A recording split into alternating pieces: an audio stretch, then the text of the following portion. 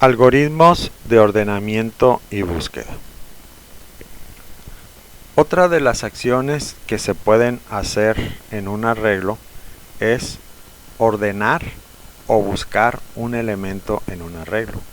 La clasificación o ordenamiento de datos es una operación que consiste en disponer un arreglo en un determinado orden, que puede ser ascendente o descendente. Es ascendente de menor a mayor, por ejemplo las letras de la A a la Z, los números del 1 al 10 o al 100, y de forma descendente sería el orden inverso, por ejemplo de la Z a la A, o del 10 al 1 o del 100 al 1. En este caso el ordenamiento se hace a través de un elemento denominado clave. El ordenamiento puede ser de tipo interno o externo, dependiendo si se hace en un vector o matriz, o se puede hacer en un arreglo de registros o en un archivo. La lista se dice que está ordenada por la clave X de forma ascendente para todo elemento subíndice I menor a J, que implica que X subíndice I es menor o igual a X subíndice J.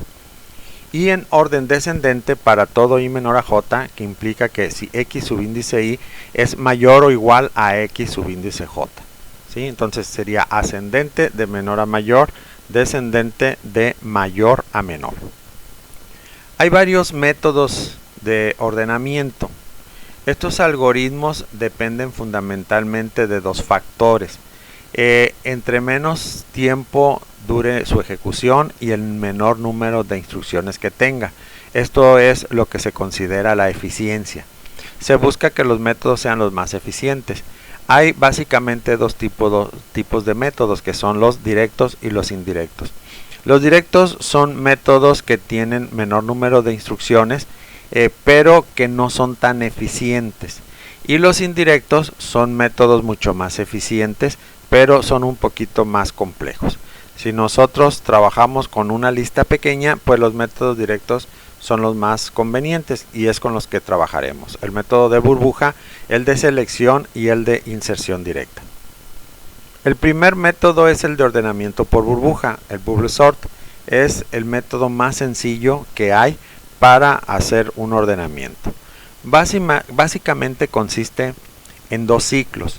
El ciclo I, desde que I vale 1 hasta n-1, y el ciclo J, desde que J vale 1 hasta n-i, o puede ser hasta n-1.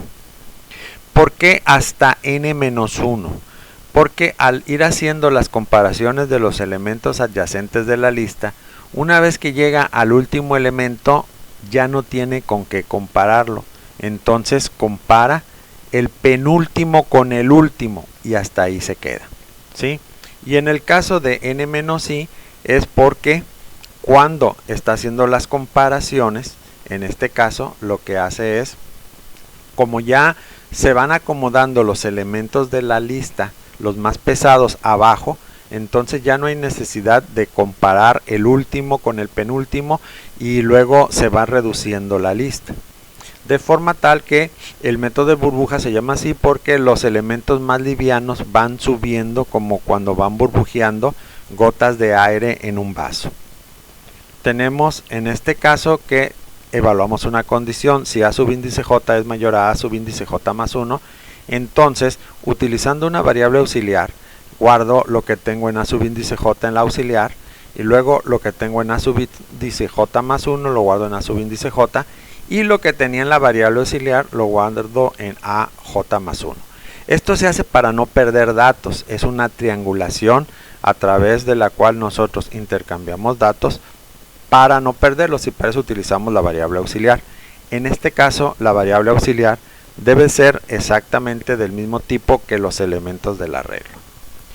El método de ordenamiento por burbuja es muy sencillo y es muy simple. Como pudieron ver, utiliza dos ciclos mientras o para. Digo, dos ciclos para o desde. Pero podemos utilizar un mientras o un repite. Este sería el algoritmo utilizando un mientras. La diferencia está en que el ciclo mientras es externo. ¿Por qué se maneja así? Bueno, el ciclo interno es el que se encarga de hacer las comparaciones de los elementos para irlos acomodando. Y el ciclo externo, que en este caso es el mientras, se encarga de las pasadas. Esto es, en la primer pasada no van a quedar los elementos ordenados, solamente el elemento más pequeño irá hasta abajo, el elemento más pesado irá hasta abajo y los elementos más pequeños irán subiendo poco a poco. Y entonces requiere varias vueltas.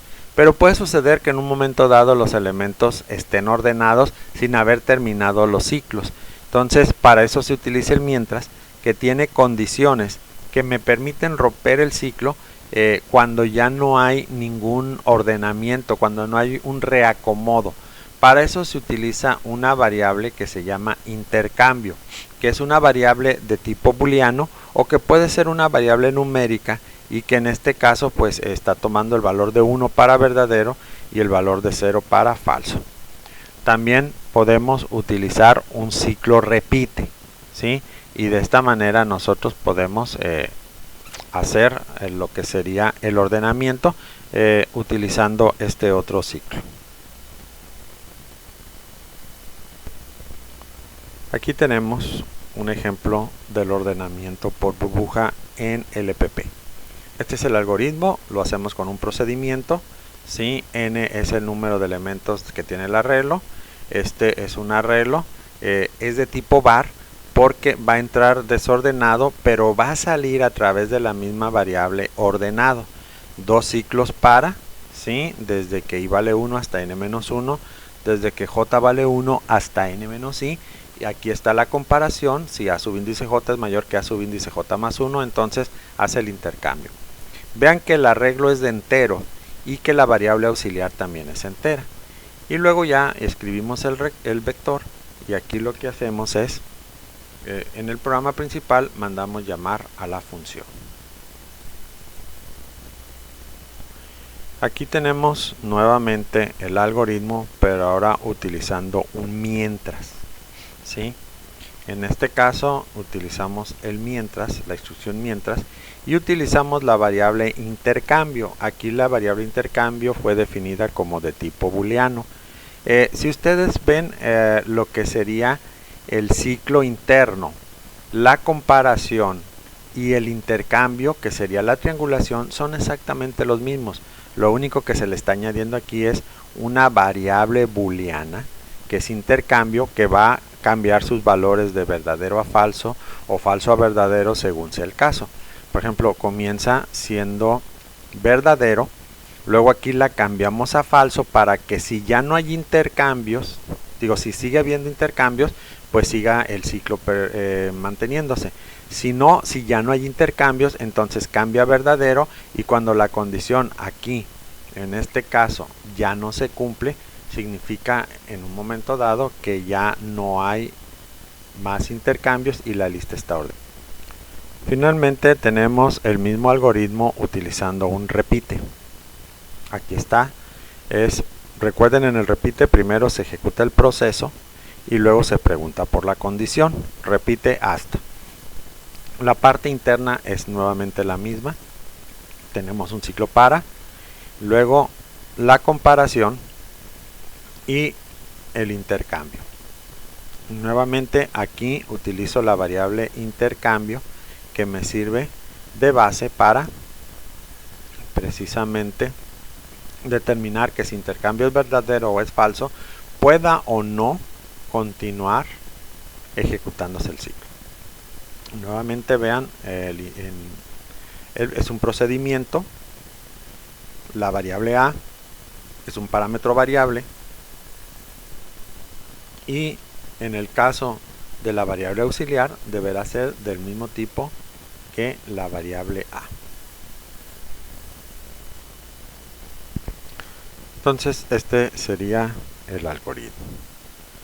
Otro algoritmo de ordenamiento es el ordenamiento por selección. Lo que se hace es, en el algoritmo se busca cuál es el elemento menor de la lista, y luego este se empieza a comparar con los demás elementos de la lista. Si se encuentra otro elemento menor, se hace un intercambio y ese elemento se sigue comparando con el resto de elementos de la lista, y así lo va haciendo, o sea, vaya buscando siempre si hay otro menor. Si hay otro menor, hay un intercambio, si no, se va quedando y al encontrar el menor elemento de la lista, posteriormente lo acomoda en la parte superior de la lista. Este sería el algoritmo de ordenamiento por selección como procedimiento. ¿Sí? Aquí toma el primer elemento de la lista considerando que es el menor, pero luego va comparando ese elemento con los demás elementos y al final hace un intercambio si es que encontró algún otro menor, y si no, pues se acomoda en lo que sería al final de la lista. Aquí tenemos en pseudocódigo el algoritmo de ordenamiento por selección. Nuevamente tenemos A, que es el arreglo de hasta 12 elementos, y lo que hacemos es lo definimos como parámetro variable porque va a entrar desordenado y va a salir ordenado. En este caso nuevamente estamos utilizando variables auxiliares y una que consideramos que es la menor, que debe ser del mismo tipo del arreglo. Y entonces este sería el algoritmo el cual nosotros estamos desarrollando, ¿no?